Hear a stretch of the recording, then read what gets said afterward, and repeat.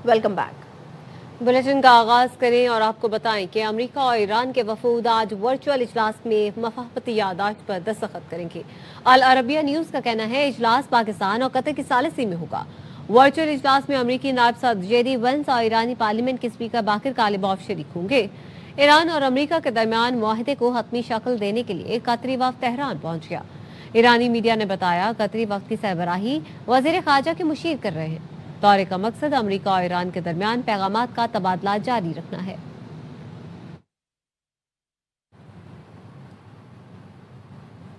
Iran ने America के साथ अमन मुआहदे पर आमादगी जाहिर कर दी। ईरान जौहरी हथियार ना बनाने और हासिल ना करने पर राजी हो गया।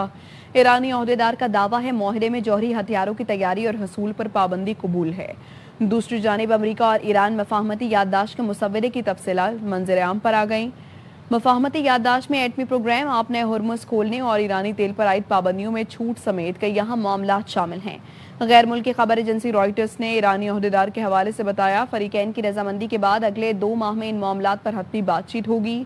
ईरान आपने हुर्मुज़ फौरी खोल देगा, अमेरिका ईरानी बंदरगाहों की नाकाबंदी खत्म कर देगा। अमेरिका हतमी मुआहदे तक ईरान पर कोई नई पाबंदी नहीं लगाएगा। अमेरिका मखसूस वक्त के लिए ईरानी तेल पर से पाबंदियां उठा लेगा। तेहरान तेल बेचकर सरमाया हासिल कर सकेगा। अमेरिका ईरान के मुंजमद $25 अरब के असासे इलाकाई मुल्कों के ताउन से बहाल करने पर रजामंद है। ईरान एटमी हथियार हासिल नहीं करेगा। हतमी मुआहदे तक ईरान यूरेनियम की आफजूदगी रोक देगा। अमेरिका इस बात पर भी राजी है ईरान आफजूदा यूरेनियम का जखीरा नाकाबिल इस्तेमाल बनाए। इसके तरीके पर 60 रोज में बात होगी।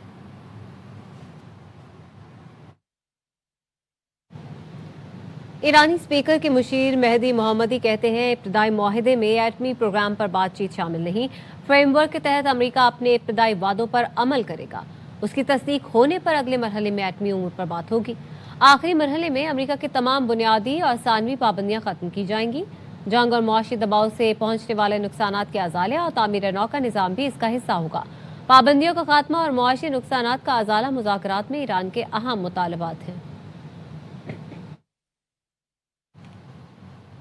ईरान के साथ मुआहदे पर आज दस्तखत होंगे। अमेरिकी सदर ट्रंप का ट्रुथ सोशल पर ऐलान, कहा मुआहदा होते ही आपने हुर्मुज़ खोल दी जाएगी। मुआहदे में पैसे का कोई लेन देन नहीं होगा। सदर ट्रंप ने दावा किया ईरान के साथ हमारे ताल्लुकात माजी की इंतजामिया से बहुत मुख्तलिफ और बेहतर हैं। अमेरिकी सदर ने यह भी कहा वो मुस्तकबिल में ईरान और पूरे मशरिक़ वुस्ता के साथ काम करने के मुंतज़र हैं।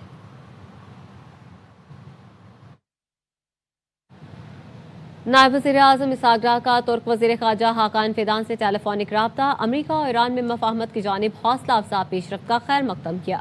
तर्जुमान दफ्तर ख़ारजा ने बताया इसहाक डार और तुर्क वज़ीर ख़ारजा ने उम्मीद जाहिर की मुस्बत पेशरफ्त खित्ते में अमन व इस्तेहकाम की राह हमवार करेगी। पाकिस्तान और तुर्की ने करीबी राब्ते में रहने पर इत्तेफाक किया। नायब वज़ीर आज़म इसहाक डार ने मिस्र हम मनसब डॉक्टर बदर अब्दुल्लाती से भी राब्ता किया। अमेरिका ईरान मफाहमत में पेशरफ्त पर भी बात हुई। पाकिस्तान और मिस्र ने करीबी राब्ता बरकरार रखने पर इत्तेफाक किया। पासरान इनकलाब ने मुआहदे पर दस्तखत से मुतालिक अमेरिका का दावा सख्ती से मुस्तरद कर दिया। तस्नीम न्यूज़ के मुताबिक पासरान इनकलाब ने बताया ईरानी मुज़ाकरात का वाज़े कर चुके इतवार को किसी किस्म के मुआहदे पर दस्तखत का इम्कान मौजूद नहीं है। ट्रंप के बयानात ज़मीनी हक़ाइक़ के बरक्स हैं। इस नौयत के दावे संजीदा सिफारती अमल को नुकसान पहुँचाते हैं।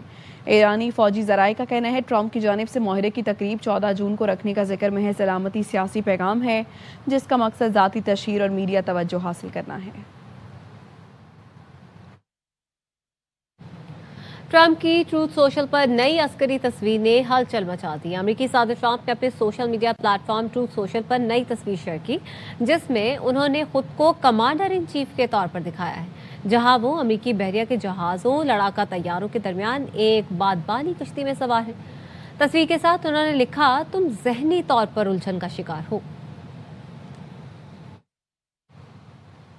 इसराइल ने एक बार फिर लबनान के साथ जंगबंदी की धज्जियां उड़ा दी। जनूबी बैरूत के मज़ाफ़ाती इलाके ज़ाहिया पर गाइडेड मिसाइल दागे। हिज़्बुल्लाह के अहम ऑपरेशनल कमांडर अबू हुसैन साजिद समेत 3 अफराद शहीद हो गए। اسرائیل نے جنوبی لبنان کے علاقے بنت جبیل میں مکانوں اور سرکاری عمارتوں کو نشانہ بنایا، جس سے 5 افراد شہید ہوئے۔ اسرائیل نے 24 قصبوں اور دیہات کے رہائشیوں کو فوری طور پر انخلاء کی دھمکی دی ہے۔ ترجمان ایرانی سیکیورٹی کونسل ابراہیم رضائی کا کہنا ہے صہیونی حکومت کو روک کر معاہدے تک پہنچا جا سکتا ہے۔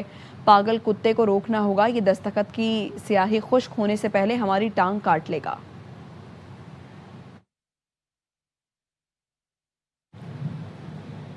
بیروت کے مضافاتی علاقے زاہیہ پر اسرائیلی حملوں کا بدلہ لیا جائے گا، ایرانی پاسداران انقلاب کا اعلان۔ ایرانی میڈیا نے خاتم الانبیاء مرکزی ہیڈ کوارٹرز کے عہدیدار سردار اسدی کے حوالے سے بتایا، اسرائیلی جرائم کو بغیر جواب کے نہیں چھوڑا جائے گا۔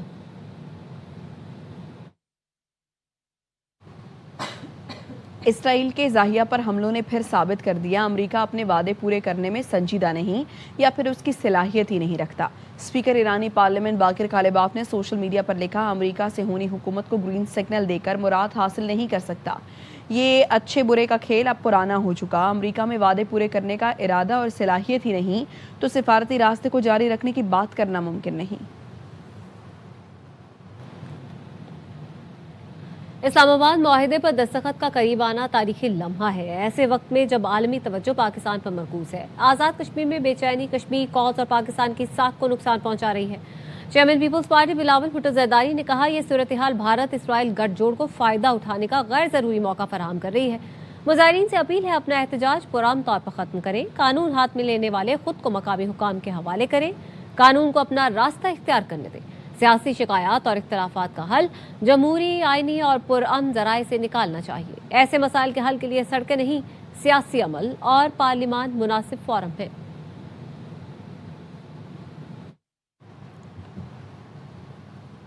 کالعدم انتشاری کمیٹی کے مسلح جتھوں کے نام نہاد پرامن احتجاج کی حقیقت عیاں۔ شرپسندوں نے راولہ کوٹ میں فلیگ مارچ کرنے والی پولیس بختر بند پر فائرنگ کر دی۔ ذرائع نے بتایا شرپسندوں نے بختر بند پر مختلف ہتھیاروں سے 30 سے زائد گولیاں برسائیں، گاڑی کو شدید نقصان پہنچا۔ کچھ مسلح شرپسند 1500 روپے دہاڑی پر لائے گئے۔ عوامی حقوق کی آڑ میں مسلح کارروائیاں اور جلاؤ گھراؤ ہی ان کا اصل چہرہ ہے۔ آڈیو لیک بھی سامنے آئی تھی جس میں مسلح جتھوں کے ذریعے شرپسندی کی دھمکی دی گئی تھی۔ ماہرین کا کہنا ہے ریاستی ریٹ کو چیلنج کرنے اور علیہ عناصر اور مسلح جتھوں سے اب سختی سے نمٹنے کی ضرورت ہے۔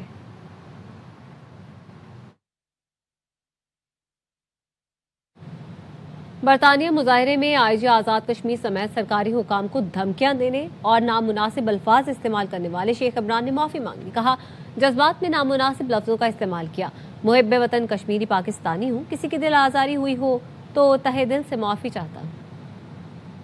عمران شیخ میرپور کا رہائشی ہوں اور اس وقت برطانیہ میں مقیم ہوں۔ برمنگھم کونسلیٹ کے باہر ہونے والے مظاہرے میں نے جو الفاظ اور بیانات دیے وہ سراسر جذبات پر مبنی تھے۔ میں ایک محب وطن کشمیری پاکستانی ہوں۔ میں آئی جی آزاد کشمیر اور بریگیڈیئر صاحب سے دل کی اتھا گہرائیوں سے معذرت چاہتا ہوں، ان بیانات کی وجہ سے انہیں دلی صدمہ ہوا۔ پاک فوج زندہ باد، پاکستان واپس آئیں گے ایک بریک کے بعد، ہمارے ساتھ رہیے۔